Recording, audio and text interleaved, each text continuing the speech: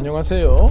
정형외과 서희수 원장입니다. 건강보험심사평가원에 따르면 지난 5년간 가장 급격하게 증가한 관절 척추 질환 1위는 골다공증입니다. 그렇다면 두 번째로 많이 증가한 질환은 무엇일까요? 바로 어깨 힘줄이 찢어지는 회전근개 파열입니다. 오늘은 어깨 회전근개 파열의 치료법을 선택할 때 수술과 비수술 치료 중에서 과연 어떤 방법을 선택해야 하는지 각각의 장단점에 대해서 말씀드리겠습니다. 어깨에는 팔을 움직여주는 중요한 힘줄 4개가 있는데요. 이를 회전근개라고 합니다. 어깨 회전근개 파열은 이러한 힘줄이 노화나 외상으로 찢어지는 질환이에요.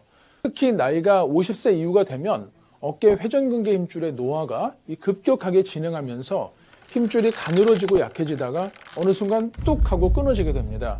마치 오래된 밧줄이 삭아서 어느 순간 자연히 끊어지는 것과 같은 원리라고 생각하시면 되겠습니다. 어깨 회전근개 파열이 발생하면 어떤 증상이 나타날까요? 일단 힘줄이 찢어졌기 때문에 움직이면 아프겠죠. 특히 팔을 올리는 동작에서 갑자기 심한 통증이 나타나게 됩니다. 심해질 경우에는 밤에 어깨가 아파서 뒤척뒤척 하다가 수면 장애까지도 발생할 수 있습니다. 어깨 회전근개 파열에서 가장 중요한 점은 힘줄은 한번 찢어지면은 저절로는 치유되지 않는다는 점입니다. 간혹 회전근개 파열로 진단되었다가 통증이 저절로 좋아졌다는 분들도 계세요. 그 분들이 정말 힘줄이 저절로 치유된 것일까요?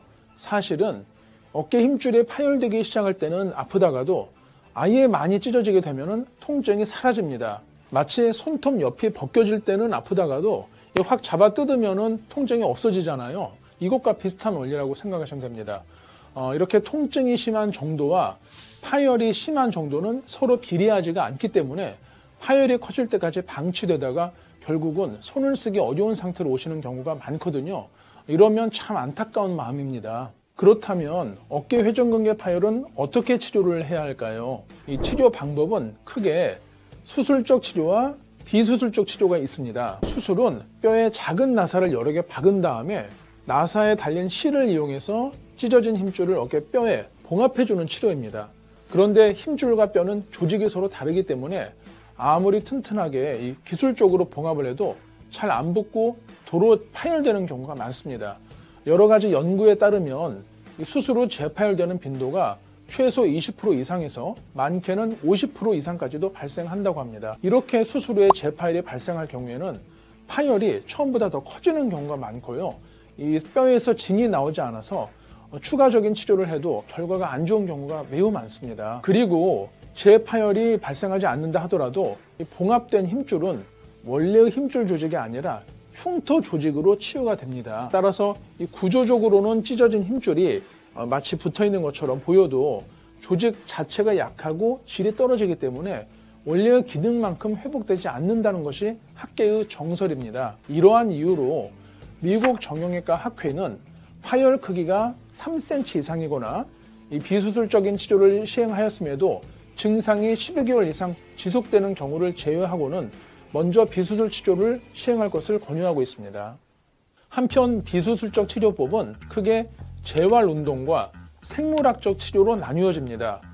재활 운동 중에서 이 스트레칭 운동은 염증으로 이 굳어진 어깨를 유연하게 해서 통증을 줄이고 어깨 운동 범위를 회복하는 데 도움을 주고요. 근력 강화 운동은 어깨 주변의 근육을 튼튼하게 함으로써 파열된 힘줄의 기능을 보상해주는 역할을 합니다.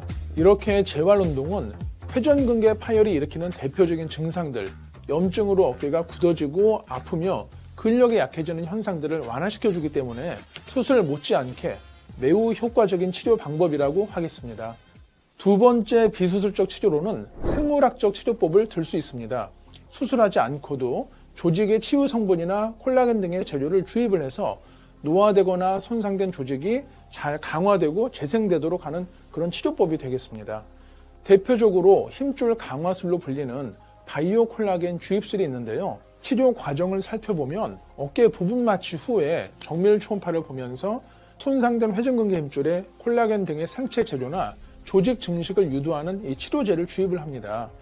우리 콜라겐이 뼈나 피부를 구성하는 것은 많이 아시는데요. 사실은 힘줄을 구성하는 주요 단백질입니다. 따라서 이 생물학적으로 합성한 콜라겐을 파열된 힘줄에 주입을 하게 되면은 힘줄의 합성이 잘 일어나서 이렇게 복원되는 그런 효과가 있겠습니다.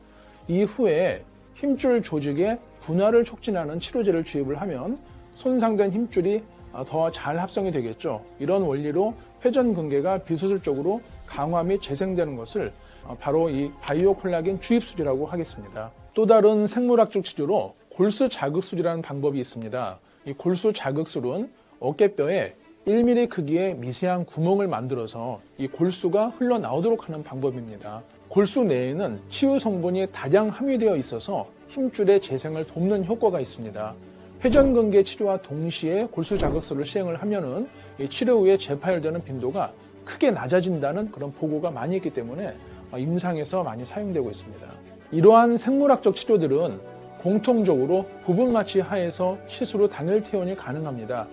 또한 바로 일상생활에 가능하기 때문에 바쁜 이 직장인들이 큰 불편 없이 비교적 간편하게 받을 수 있는 장점이 있다라고 말씀드릴 수 있겠습니다. 오늘은 어깨 회전근개 파열의 치료에 있어서 수술과 비수술의 장단점, 어떻게 선택을 하면 좋을지 알아보았는데요. 치료를 결정하기 전에 반드시 파열 크기나 환자분의 나이, 직업, 취미, 그리고 활동 정도를 종합적으로 고려해서 내 몸 상태에 가장 적합한 치료를 결정하는 것이 무엇보다 중요하겠습니다.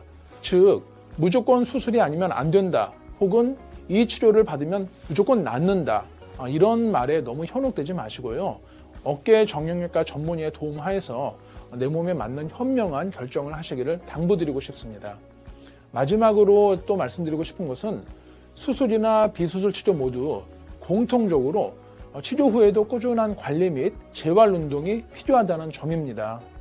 어떤 치료가 되었던 한번 손상된 힘줄을 원래대로 완전히 복원하는 것은 현대의학으로는 불가능하거든요. 따라서 무거운 물건을 어깨 높이 이상으로 올린다든지 힘이 많이 들어가는 운동은 조금 삼가시는 것이 좋겠고요. 또한 꾸준한 재활 운동을 통해서 어깨 주변의 근육을 키워주시는 것이 바람직하겠습니다. 이수 원장이었습니다. 감사합니다.